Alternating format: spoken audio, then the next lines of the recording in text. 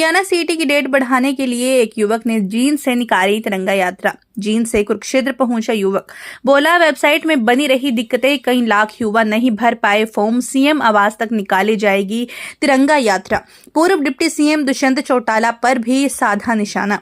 हरियाणा कर्मचारी चयन आयोग की सीटी परीक्षा की आवेदन तिथि बढ़ाने की मांग को लेकर जींद के सफीदों के गांव पाथरी का रहने वाला अजीत सिंह हाथ में तिरंगा और बैनर लेकर पैदल ही चंडीगढ़ स्थित मुख्यमंत्री आवास के लिए निकल पड़ा है। अजीत ने अपनी यह पदयात्रा शनिवार सुबह सफीदों से शुरू की और रविवार दोपहर को कुरुक्षेत्र पहुंच गया। अजीत ने जानकारी देते हुए कहा कि वह अपने लिए नहीं बल्कि उन लाखों युवाओं की आवाज बनकर यह यात्रा कर रहा है जो सीटी फॉर्म भरने से वंचित रह गए हैं। अगर डेट नहीं बढ़ी तो वह भी अपना सीटी का एग्जाम नहीं देगा। पाथरी निवासी अजीत ने बताया कि सीटी फॉर्म भरने की अंतिम तिथि 12 जून थी, लेकिन तकनीकी खामियों और वेबसाइट की लगातार समस्याओं के चलते करीब 2 लाख युवा आवेदन नहीं कर पाए। फॉर्म भरने के लिए पोर्टल पर इतनी समस्याएं थी कि युवक कई दिन तक सीएससी सेंटरों के चक्कर काटते रहे और अंत में आवेदन नहीं कर सके।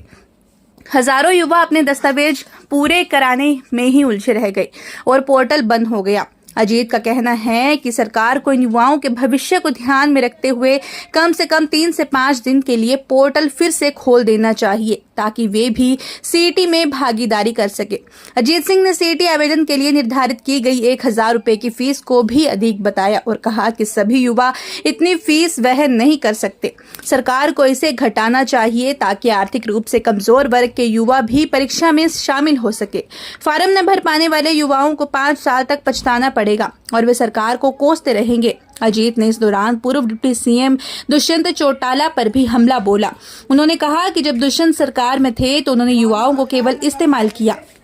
अब जब वे सत्ता में नहीं हैं तो बीजेपी पर तरह तरह के आरोप लगा रहे हैं। अगर उन्हें वाकई युवाओं की इतनी चिंता है तब खुलकर आवाज उठाएं और सरकार से सीटी की डेट बढ़वाने की मांग करें। संपूर्ण छात्रों के प्रतिनिधि के रूप में अपने जितने भी ऑर्गेनाइजेशन उनकी तरफ से जो साथी ने पदयात्रा निकाली वो बिल्कुल जायज मांग है कि जो सीटी के फॉर्म की जो डेट है उसको एक्सटेंड की जाए और उसको करेक्शन का जो ऑप्शन दिया जाए। यह एक बिल्कुल जायज मांग है। और इन्होंने जो 2 दिन की जो डेट एक्सटेंड की थी वो इस प्रकार की बात हुई कि धूल चेहरे पर थी और हम शीशा साफ करते रहे। सरल जो हरियाणा का पोर्टल है वो बिल्कुल बिजी चला हुआ था, जिसके कारण जाति प्रमाण पत्र नहीं बने हैं। और विशेषकर जिस वर्ग से खुद सीएम सैनी, नायब सिंह सैनी जी आते हैं, ओबीसी वर्ग से, उसके हजारों लाखों की संख्या में जो स्टूडेंट हैं उन्होंने अपना फार्म है जो सामान्य यानी जनरल कैटेगरी में भरा है, जो बिल्कुल नाजायज है। और भी जो नई कैटेगरी बनी है, डीएससी हो या ओएससी हो, उन छात्रों के हैं जो जाति प्रमाण पत्र नहीं बन कर आए।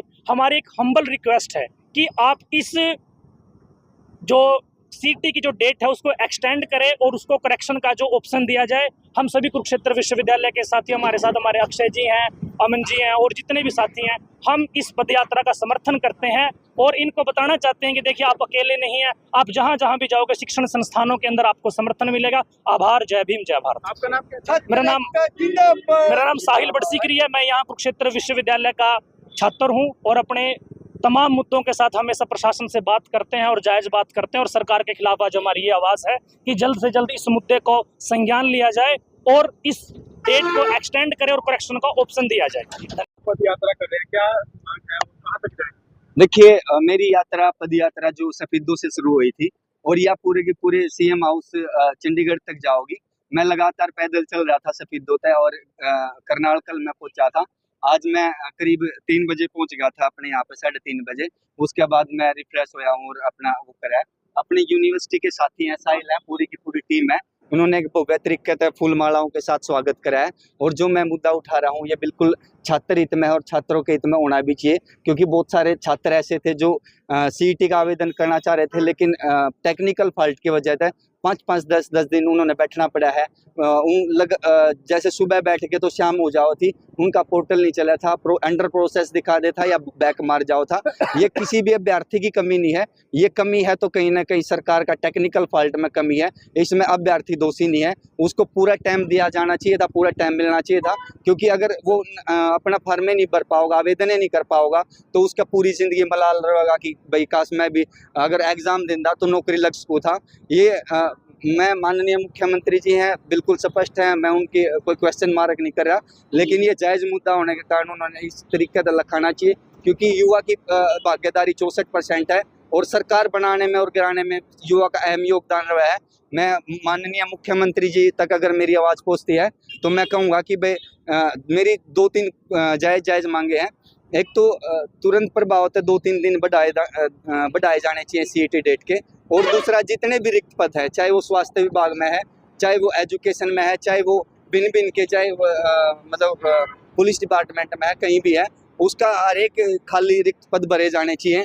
अगर वो रिक्त पद नहीं भरेंगे तो अपना हरियाणा बेरोजगारी की तरफ होगा और देश भी तरक्की नहीं कर पाओगा, ना उन्होंने IAS IPS मिलेंगे। अगर देश की अर्थव्यवस्था उसने संभाला है तो IAS IPS और जो इंजीनियर पैदा होंगे वही संभाला है। और मैं एक मांग मेरी ये है कि युवाओं को रोज मतलब जिस टाइम चुनाव नज़दीक हुए उस टाइम भर्ती प्रक्रिया शुरू कराई जाए है, क्योंकि वो कहीं ना कहीं एक चुनावी माहौल तैयार करने के लिए मैं सरकार को एक इस बारे में चेतावनी देना चाहूँ कि भाई युवाओं को चुनावी मुद्दा ना बना कर, मोहरा ना बना कर उनको रोजगार के काबिल करो। आपकी सरकार तो उस टाइम भी बनेगी। और जो साथी ये सोच रहे कि भाई किसी का आवेदन नहीं भरना चाहिए, उस जगह पर अपना रख कर देखो जिसने आवेदन नहीं हो पाया और वो पूरी 15-15 10 साल पढ़ाई कर देने हुए हैं, लेकिन वो आवेदन नहीं कर पाओगा तो उसने कितने न कितने मलाल रहेगा। तो OSC जो है तो अभी कैटेगरी बनाई, OSC के काफी बच्चे वंचित रहेंगे, उनके सर्टिफिकेट नहीं बने, उसके कारण वो फार्म नहीं भर पाएंगे। क्या देखो OSC जो है अभी ये जो दिक्कत आ रही है OBC को भी आ रही है, जनरल को EWS में भी आ रही है, और DSC मतलब लगभग सारे सर्टिफिकेट में दिक्कत आ रही है। जब भी बनाने जाओ है तो उसका कैंसिल हुआ है, रद्द हुआ है, और जब भी कोई प्रक्रिया हुआ है तो उसमें ये जो श्रेणी दे रखी है वो सोच समझ के दी गई है। अभी कोई मान लो DSC में नहीं कर पाया, OSC में नामांकन नहीं कर पाया, आवेदन नहीं कर पाया, तो वो जर्नल में काउंट करेगा, और जर्नल वाला खातर या खासी परेशानी भी होगी, क्योंकि उनमें भीड़ और ज़्यादा हो जाएगी। या सरकार से निवेदन है कि जो जिस तरीके से पहले होया करता CET का, पहली बात तो करना ही नहीं चाहिए था सरकार ने, क्योंकि एक तरफ से बर्डन हो गया, 1000 रुपये बच्चे पे ले लिए, 1000 करके ने वो आर्थिक लॉस में पहले है, और 1000 ले होगा तो मतलब 500 रुपये 1000 रुपये लगा होगा तो आर्थिक लॉस उसने और ज़्यादा होगा। कहीं ना कहीं बेरोजगारी की मार पहले अपना प्रदेश झेल रहा है। मैं माननीय मुख्यमंत्री जी, आपके चेहरे पर सरकार बनी है, धूम धड़ाकेदार सरकार बनी है। युवाओं की तरफ एक बारी आप देखो, युवा बिल्कुल आपका साथ रहेंगे। आप तो उम्मीद कर रहा है, अपना यूनिवर्सिटी की जितनी भी टीम आई है, स्वागत में आई है, मैं जहाँ से जैसे जा रहा हूँ पूरा का पूरा मान सम्मान मिल रहा है, और यह मेरी पद यात्रा इस तरीके से चलती रहेगी। जी,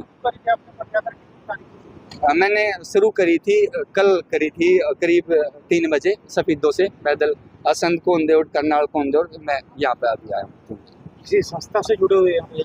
मैं पहले अखिल भारतीय विद्यार्थी परिषद ABVP का पूर्व में कॉलेज अध्यक्ष और जिले की जिम्मेवारी रही है, लेकिन फिलहाल मैं इंडिपेंडेंट हूँ, मतलब बच्चों के साथ खड़ा हूँ। और मैंने इस बारे में एक मतलब साथी तो और मांगी थी, भाई आ जाओ सारे, तो 100-200 आदमी लेकर चलूँगा तो उसमें वो बर्डन होगा, उन पर दुखी होंगे। मैं चाह रहा था कि भाई मैंने जो स्टेटमेंट करी थी SDM को, जब मैंने ज्ञापन दिया था, एक चीज़ कही थी कि भाई मैं अकेला पद यात्रा करूँगा या फिर 2 जने होंगे, ज़्यादा नहीं होंगे। लेकिन उस टाइम मैंने एक साथी की मदद मांगी थी, वो कावड़ था कर तो चल पड़ा कावड़ लेने खातर। लेकिन भाई मैंने बोला कि युवाओं का रोजगार जरूरी है, उनकी आर्थिक स्थिति सुधरेगी, उनका परिवार सुधरेगा, आपकी ज़रूरत है आ जाओ। उन्होंने बोला भाई मैं अहंकारी रावण हूँ, मैंने किसी के उसकी ज़रूरत नहीं है, मैंने CM साहब खातर या फिर मंत्रिया खातर कावड़ ले आनी है। वो पढ़ाई ज़रूरी है और इस टाइम रोज़गार ज़रूरी है, कावड़ तो फिर भी आंदी रहेगी।